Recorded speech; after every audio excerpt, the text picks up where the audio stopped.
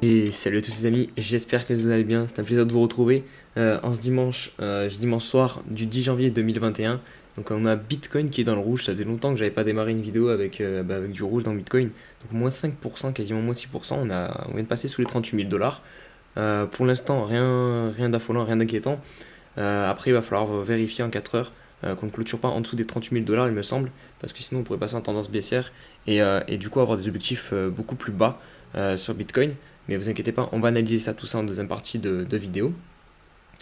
Du côté des altcoins, bah, c'est mitigé. On a eu des très belles perfs cette semaine, de beaux réveils, notamment du côté de TH qui est venu chercher les 1350 $. Et il est plus très loin de son plus haut de 2017 qui était aux alentours des 1400, 1450 selon les exchanges.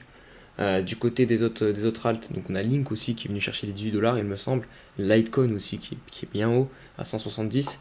Donc voilà, c'est une belle semaine pour les alts. Malheureusement, on dirait qu'on va clôturer la semaine un peu dans le rouge, mais rien d'inquiétant pour l'instant. C'est une petite correction qui est totalement naturelle et saine, évidemment. Vu comment on monte de façon parabolique depuis quelques semaines, c'est normal qu'on retrace. Et, euh, et voilà, donc pas de panique. On va analyser ça, vous inquiétez pas, en deuxième partie de vidéo. Juste avant de passer aux news, je tenais à remercier tous ceux qui sont abonnés. On vient de passer les 400 abonnés. Donc voilà, on progresse petit à petit. On est de plus en plus nombreux. Merci beaucoup pour vos retours et tous vos commentaires. Voilà, c'est top. Allez, on passe tout de suite aux news. Allez, on débute par l'Altcoin Season Index, donc qui se trouve à 18. Et c'est toujours très bas, hein, c'est toujours dans la zone de la Bitcoin Season. Et pourtant, cette semaine, on a eu des alts qui ont super formé Bitcoin, notamment Ethereum. Et pourtant, on reste toujours dans la Bitcoin Season. Donc, c'est vous dire en fait les performances que vont devoir réaliser les altcoins pour pouvoir se hisser à des niveaux qui se trouvent dans la Bitcoin Season, notamment par exemple 90. Donc, pour pouvoir atteindre ce niveau-là, les alts, elles vont devoir vraiment super former Bitcoin. Et pour pouvoir grimper aussi haut, notamment par exemple la Ethereum Superform Bitcoin, mais on n'est encore pas monté très haut sur cet indicateur. Donc imaginez les performances que vont faire les altcoins, c'est sur ce point-là que je vais vous amener. On va voir des choses incroyables sur les alts normalement durant ce bull run de 2021. Donc c'est pour ça que sur les alts je suis très très très bullish et ouais on va voir de belles choses. Notamment, regardez ce qui est en train de se mettre en place autour d'Ethereum. Je ne sais pas si vous avez constaté ça, mais sur les réseaux sociaux, on a une hype entre guillemets qui est en train de se mettre autour d'Ethereum. La KSI, c'est un des plus gros youtubeurs britanniques, voilà, qui lâche des tweets comme ça juste pour parler d'Ethereum. Donc une hype est en train de se mettre autour de l'Ether. Ça peut s'expliquer évidemment par le fait que c'est la deuxième crypto-monnaie et que tous les nouveaux, en gros, qui voient Bitcoin à 40 000 $, excusez-moi, qui voient Bitcoin à 40 000 $, se disent ouais, Bitcoin il fera jamais un x2, un x3, il est déjà trop haut.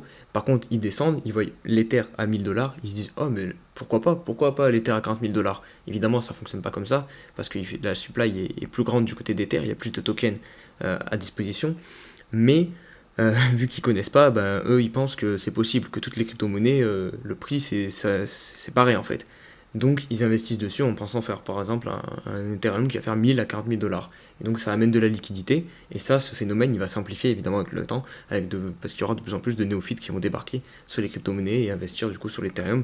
Donc vraiment, méfiez-vous l'Ethereum, dès qu'il va passer son ATH, je pense qu'on va avoir une belle explosion, un x2, un x3, vraiment ça serait pas déconnant pour l'Ether. Allez, on va conclure par Elon Musk, donc la nouvelle personne la plus riche sur Terre, devant Jeff Bezos depuis quelques jours, qui nous parle que du coup, sur Mars, qui souhaite conquérir, l'économie pourrait reposer sur une crypto-monnaie. C'est pas même pas pourrait, il affirme pour lui que l'économie reposerait sur une crypto-monnaie. Donc voilà, encore une personne très importante dans ce monde qui loue les bienfaits des crypto-monnaies. Donc ça permet encore plus euh, que les crypto-monnaies soient connues au grand public et, euh, et ça donne de la crédibilité. Donc voilà pour les news, on se retrouve tout de suite sur les graphiques. Allez, on attaque notre analyse par Bitcoin en 4 heures. Regardez, donc là pas d'affolement comme je vous le disais en début de vidéo. C'est totalement normal et en plus ça on va le voir encore plus en prenant du recul en daily et en weekly que cette petite correction de 6%, bah, c'est rien du tout quand on prend l'ensemble du mouvement. Donc là regardez, on s'établit entre les 41 200 $ et les 38 600 $, donc le dernier plus bas qu'on a effectué sur le Bitcoin en 4 heures. Donc regardez, là on a juste méché en dessous et pour l'instant on sent bien venir clôturer pile poil dessus l'ancien plus bas. Donc tout est parfait, j'ai envie de dire. On va pas aller chercher plus bas. Donc on pourrait très bien commencer à consolider. Comme je vous le dis à chaque fois, le marché il évolue en trois phases.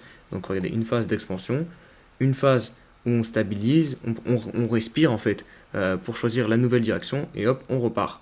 Et la troisième phase, bah, c'est les corrections. Donc c'est le sens inverse. Mais pour l'instant, donc là, on est juste en phase où le marché va respirer, va faire respirer les oscillateurs. Regardez, ici en plus sur le RSI, on voit que le niveau des 45 nous tient depuis ouais, mi-décembre en gros. À chaque fois, on est venu s'appuyer dessus. On n'a jamais clôturé en dessous en H4. Et là, regardez, on est en train de se diriger. On a encore un poil de marge. Et on pourrait encore venir du coup le chercher et ensuite repartir en H4 pour permettre d'aller chercher plus haut et casser ce qui pourrait être le début d'un range ici sur le Bitcoin en H4. Donc voilà, il faudra clôturer pour l'instant pour voir une tendance baissière en H4 sous les 38 500 et les 41 200 pour aller chercher plus haut. On va passer maintenant en daily. En daily, c'est pareil, regardez. Je vous dis que c'est important de prendre du recul en fait. Parce que là, vous voyez bien que cette correction, c'est rien du tout sur l'ensemble du mouvement. Si on met les retracements de Fibonacci, depuis ce début-là, donc regardez, on n'est même pas au 0,23. Donc vraiment, on a encore de la marge. Les 0,23 ils sont à 34 000 et quelques. Et si on prend l'ancien plus bas, pour moi il se situe ici. La dernière bougie rouge qu'on avait faite avec ce plus haut, après là il y a eu une légère correction, et ben c'est ici, les 31 200. Donc même si on venait à chercher les 31 200, on ne serait pas en tendance baissière pour moi en daily, parce qu'on pourrait très bien faire quelque chose comme ça. Pourquoi est-ce qu'on ne pourrait pas consolider un petit peu en daily?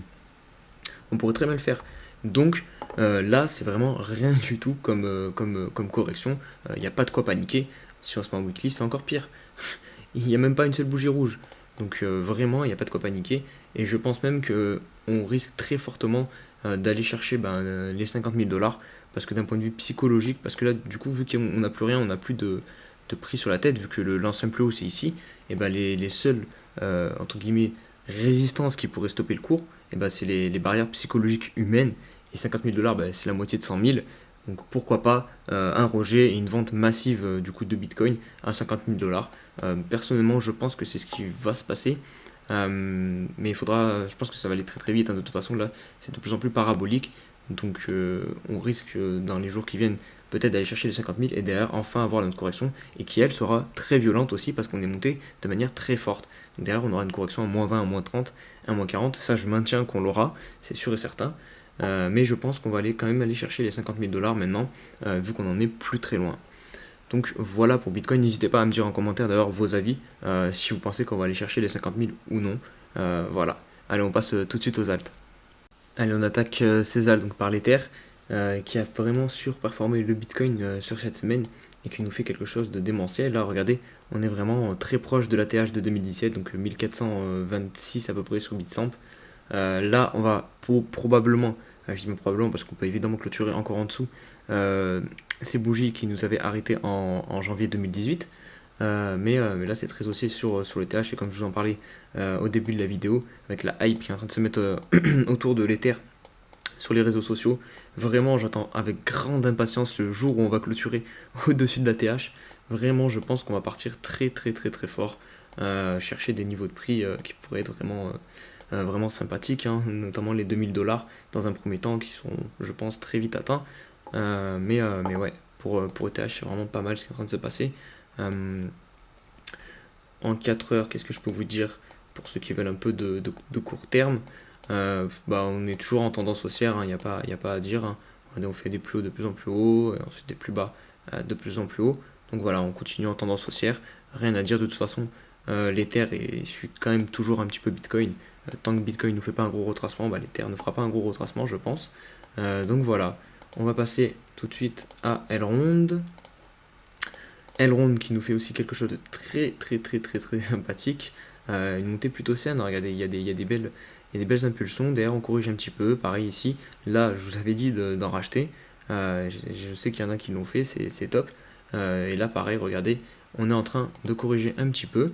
On va se mettre les petits retracements de Fibonacci et voir qu'on vient de toucher parfaitement les 0,23. Donc pour ceux qui veulent rentrer de manière agressive et qui cherchent vraiment à accumuler du Elrond, pourquoi pas? Moi je préfère vraiment qu'on rentre ici. D'un point de vue analyse technique, ça se tient, c'est un retracement. On n'achète pas du coup le top à 42$, on achète à 34$. Donc voilà, ça se tient. Après, évidemment, on peut aller chercher plus bas, notamment à l'ancien plus haut ici, les 0,38 à 28$. Mais c'est pas dit parce que l'Alcon Season va pas tarder normalement. Et Elrond va, à mon avis, nous faire aussi une très très grosse performance. On passe à Uniswap, on continue dans la DeFi. Uniswap, donc voilà, on avait cette longue phase d'accumulation qu'on a cassée.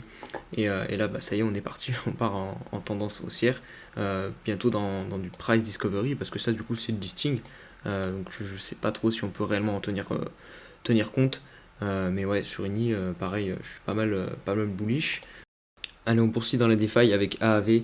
Donc AAV, pareil, on avait eu une belle zone de consolidation à beau range qu'on a cassé à la hausse récemment. Et on est venu chercher du coup les 141$. On a même fait notre pullback ici juste avant d'aller chercher 141$. Donc là, c'est une hausse vraiment très saine. On monte pas tout droit en parabole. On monte, on corrige un petit peu, on consolide. Et hop, derrière, nouvel excès haussier. Et même là, il y a une petite correction. On vient s'appuyer sur l'ancien plus haut. Et on repart. Donc pour AAV, on peut très bien aller chercher plus haut parce qu'évidemment le fondamental pour moi est très bon derrière. Et surtout, si les liquidités, comme je vous l'ai dit en début de vidéo de Bitcoin passent dans les altcoins, AAV va en recevoir une bonne partie, je pense. Donc voilà, si vous voulez, s'il y en a qui souhaitent rentrer, il faut vraiment acheter au minimum ici sur le bas du range ou alors faire un DCA. Allez, on va poursuivre avec le jeton de crypto.com parce que on va enfin, normalement, théoriquement, faire. Ah, mais non, on avait déjà fait notre clôture weekly de bougie verte, là on va faire une petite rouge, mais on est sur des niveaux de prix très intéressants et ça montre qu'on semble être bien reparti pour le jeton de crypto.com et qu'ici on a trouvé notre bottom sur le bas de cette ancienne résistance qui avait fait support ici pour le pullback et là du coup qui semble nous faire support. Donc voilà pour Crow. Pour Rose, je vous l'avais déjà analysé dans la dernière vidéo, je vais le refaire très rapidement. On est toujours dans ce gros range, on accumule, donc ça c'est très bien. Maintenant il faudra juste réussir à clôturer en haut pour découvrir de nouveaux prix sur Rose. Polkadot c'est un peu pareil, il me semble, on a eu un gros range, voilà. On en a eu plusieurs en fait, mais on a eu une belle phase d'accumulation ici. Ensuite on est passé dans cette phase ici, là, entre ici et ici. Et là on a cassé à la hausse, on est venu chercher les 1.2 et les 1.4 d'extension de Fibonacci. Et pour l'instant on bataille dessus, on n'arrive pas à aller plus haut. Mais pareil, je pense que si on passe en alt season, sans problème on cassera ça à la hausse. Et pour terminer, on va faire XMR, donc Monero, donc un privacy coin qui avait en fait la bougie rouge là c'était dû à la bad news et le delisting sans aucun avertissement de Bitrex. Tous les privacy coins, donc Dash, Zek, Zcash, non, ouais c'est Zcash je crois, et Monero qui avait été délisté de Bitrex. Du coup ça avait fait plonger le cours, mais bizarrement on réussit à bien se ressaisir sur Monero et on va potentiellement revenir clôturer au-dessus en weekly de cette zone donc très importante. Et du coup si la news n'affecte pas plus que ça le fondamental du coup de Monero, on pourrait vraiment venir rechercher les 270$ assez rapidement sur ce token. Donc voilà. C'est tout pour cette vidéo les amis. N'hésitez pas à me redonner des alts en commentaire que vous voulez que je vous analyse. Parce que du coup j'en avais plus, je crois que je les ai tous faits pour cette semaine. Quant à moi, je vous souhaite une bonne fin de soirée et on se dit à demain pour une nouvelle semaine. Allez, ciao ciao.